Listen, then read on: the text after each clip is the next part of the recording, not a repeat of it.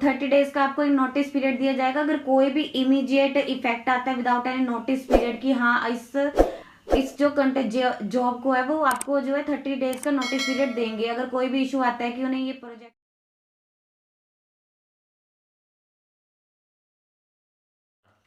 Hello friends, तो आज हम बात करेंगे स्पोर्ट्स अथॉरिटी ऑफ इंडिया की तरफ से न्यू वैकेंसीज आउट हुई है डिफरेंट डिफरेंट गेम्स के कोच के लिए। तो ये जो आपकी जॉब रहेगी ये कॉन्ट्रैक्ट बेसिस पे है और इसके जो अप्लाई करने का मोड रहेगा वो आपका ऑनलाइन रहेगा और इसकी जो लास्ट डेट है वो आपकी 15 अक्टूबर 2021 तक रहेगी।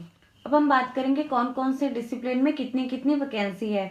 आर्चरी में 7 है, एथलेटिक्स में 10 है, बास्केटबॉल में 2 है, बॉक्सिंग में 7 है, साइकिलिंग में 7 है, फेंसिंग में 7 है, फुटबॉल में 2 है, जिम्नास्टिक में 2 है, हॉकी में 7 है, जूडो में 7 है, कबड्डी में 2 है, रोइंग में 7 है, शूटिंग में 7 है, स्विमिंग में 2 है, टेबल टेनिस में 2 है, ताइक्वांडो में 2 है, वॉलीबॉल में 2 है, वेट लिफ्टिंग में 7 है, रेसलिंग में 7 है, वुशु में 2 है। इसमें से कुछ रिजर्व है, जैसे इसमें से जो जनरल कैटेगरी के लिए वैकेंसीज हैं वो 41 है, ओबीसी वालों के लिए 27 है, एसटी वालों के लिए 7 है, एससी वालों के लिए 15 है और जो इकोनॉमी वीकर सेक्शन के उनके लिए 10 वैकेंसीज हैं।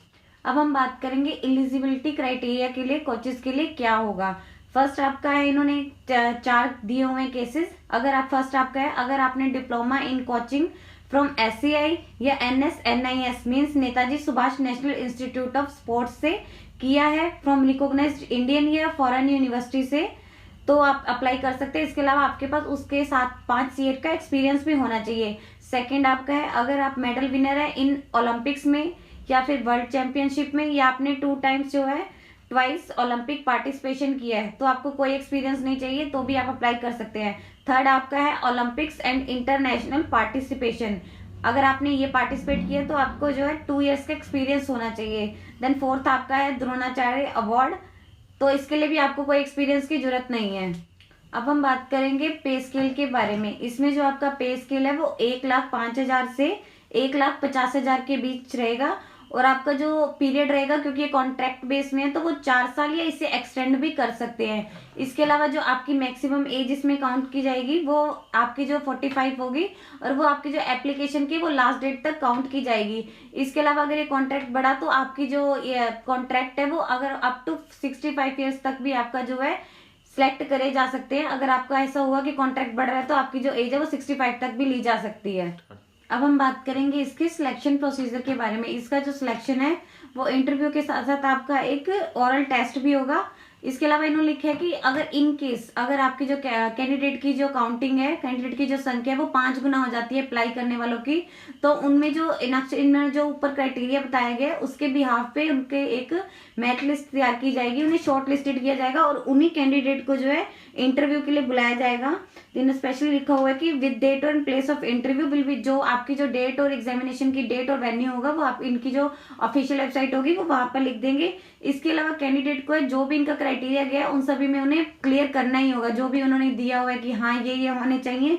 अगर स्टिल उसे वो नहीं फुलफिल करते हैं तो उनकी जो उनका जो कैंडिडेट को है कि रिक्वेस्ट है वो कैंसिल कर दी जाएगी। इसके अलावा इन्होंने कहा कि द टर्म इंटरनेशनल पार्टिसिपेशन, जो इन्होंने ऊपर सीरियल नंबर 3 में मेंशन किया है कि अगर उन्होंने कंट्री इंटरनेशनल कंपटीशन में कंट्री को रिप्रेजेंट किया है, जो इन्होंने नीचे स्पोर्ट्स के दिए हुए नाम Olympic games, world championship, world cups, Asian games, Commonwealth games and Asian authority games. इसके अलावा जो कोचेस का जो पैनल है वो अप टू 1 ईयर्स के लिए वो इन्होंने बताया कि वैलिड होगा। इसके अलावा जो इनकी कोचेस की सर्विसेज होगी इनको वेटिंग लिस्ट में रखा जाएगा या इनके द्वारा खेलो इंडिया या कोई भी other scheme of SCI, central state government अगर उन्हें जरूरत पड़ी तो। इसके अलावा इन्होंने लिखा है कि जो ये कोचेज होंगे जो इनकी जो रिक्वायरमेंट जो भी इनकी जॉब है वो कॉन्ट्रैक्ट बेस पे, इनका कोई वो नहीं है कि रेगुलर कर दिया जाएगा। इसके अलावा जो स्पोर्ट्समैन हो, ये जो कोचिंग कोच होंगे इनकी जो फुल टाइम के लिए रखा जाएगा। अगर कोई कैंडिडेट लगता है कि वो फुल टाइम जॉब नहीं कर पा रहा है तो वो इस अप्लाई नहीं कर सकते हैं।